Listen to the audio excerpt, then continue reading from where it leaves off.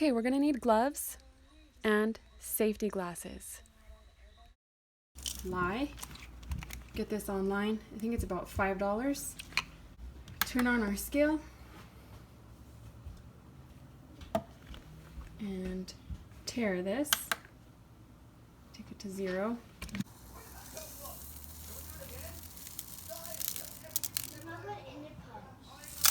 Okay, gonna measure 220 grams of the lye and do this carefully because it's pretty staticky. Just about good. Gotta take out 1 gram. Tare the scale again, new cup, we're gonna add our water. I'm using distilled water. You don't wanna use tap, use distilled water, and we're using 330 grams for this recipe.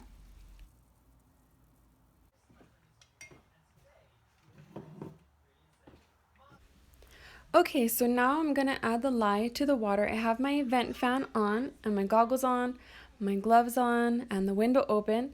The fumes will come up and they smell really bad. They're very toxic for you, all that bad stuff. So this is toxic chemicals that we're working with. You wanna make sure to add the lye to the water and never the other way around.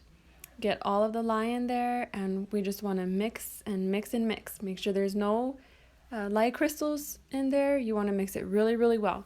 So just keep mixing, just keep mixing. It's normal for the water to heat up. That's the reaction of the chemicals to the water. And so it's going to start heating up. Our next step, we're going to add our shortening to the pot so we can start melting it. I'm using 3 pounds of shortening here, so that is 48 ounces. So I reset my scale from grams to ounces and just piling it on.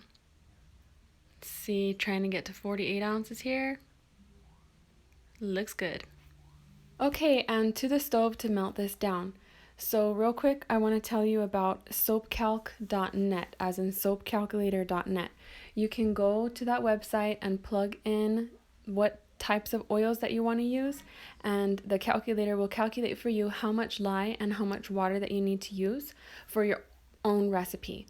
So, and it will also tell you the properties of the type of soap that you're going to make. So the shortening makes a hard bar of soap, and that's why I like to add a little bit of olive oil pumice, which will make it a little bit softer. 1 tablespoon to 3 pounds, not sure that's going to make much of a difference, but I didn't feel like running it through the calculator again. So got 1 tablespoon of olive oil pumice. For additives, I'm going to be using oatmeal, and I'm going to be just putting it in the blender, blending it up with some lavender leaves. There it is right there. And I saved some espresso grounds, and so I have those for my husband's bar. That's a nice little exfoliant. And I have some mica pigment. This is the white one, and I'm also going to be adding some pink one to the bars for the girls and I. And vanilla and lavender is what I'm going to be scenting those bars with. My husband gets sandalwood and sage, so I'll be putting those with the coffee and the brown pigmentation. When the oil and the lye water are within 15 degrees of each other, then that's when we add them together. So putting the stick blender into the oil, get the air bubble out of the bottom of the blender, and slowly add the lye water down the shaft of the blender so that way it reduces splashing. And I should have my gloves on. I didn't wear my gloves, but you should wear your gloves.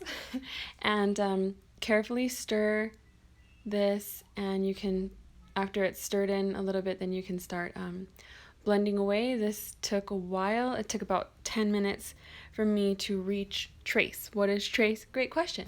Trace is when it starts looking like when it starts getting thicker, and you'll start to notice a color change. It's going to look like pudding, but you want it to be a little bit smoother than pudding because we need it to be pourable, and so that we can add our additives in.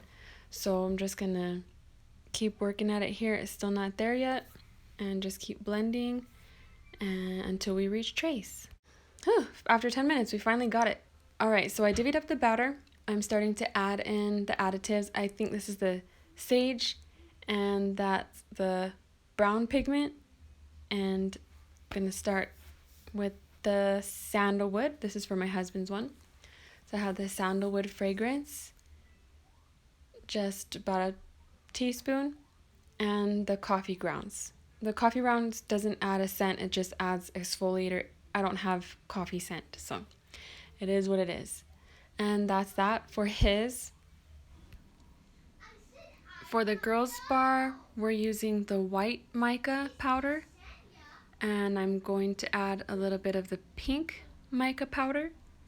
I'm also putting in that was the lavender and vanilla. That's what I used, yes, vanilla. I'm also putting in the ground up oatmeal, and it's oatmeal and the lavender flowers.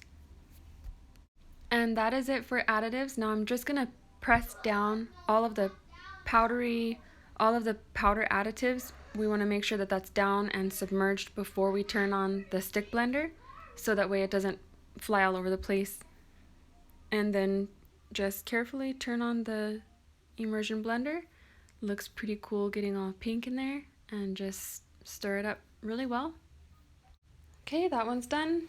Now moving on to my husband's one. His is the coffee, sandalwood, sage, and same thing. Just gonna carefully press down all of the powder, all of the coffee grounds. You wanna get that all completely submerged before you turn on the blender, or else it'll make a big mess. Don't do it. Okay, mix and mix until it's well blended. Gotta get that all blended in. Looking good.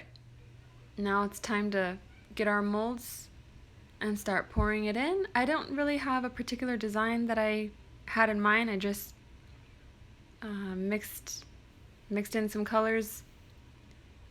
And here we go with the white one, just to give it a couple of swirls and designs. Like I said, I'm not going for much here, just needed soap. So that's what we're getting. And to top it off with the brown one, and just pour it all in there. It'll come out good. Okay, with that all in there, you just want to give it a good tap, bang out all the air bubbles, and set that to the side. On to the next one. We've got the pink one. We're going to pour the pink one in, and like I said before, I'm not really having a particular design in mind. Just got to get soap done. I think we're down to like 4 bars in the cupboard, so I'll probably have to make 2 batches of these. Pouring it in there.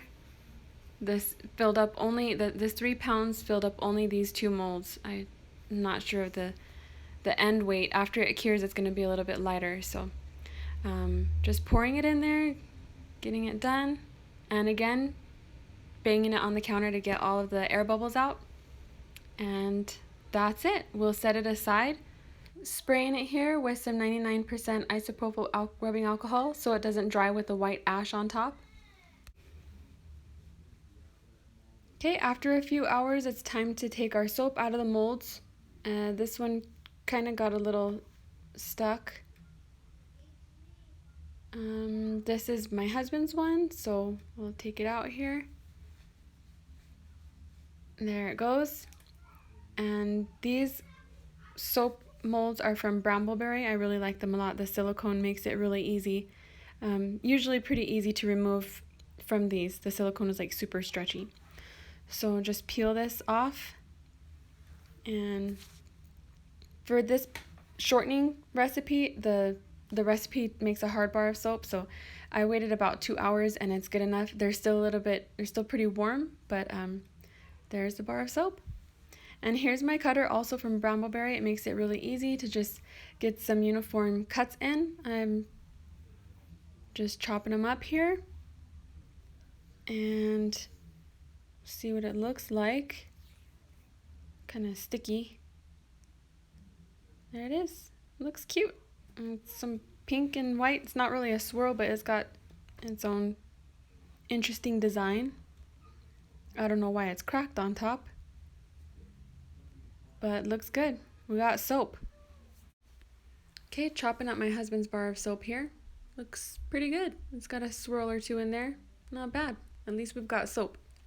So now that we have soap, it's finished product, but it's not ready to use yet. We got to give it a couple weeks to cure, about 3 to 4 weeks, so that the pH will be balanced and it won't irritate your skin. If you use it too early, it will irritate your skin. So cute looking bar of soap.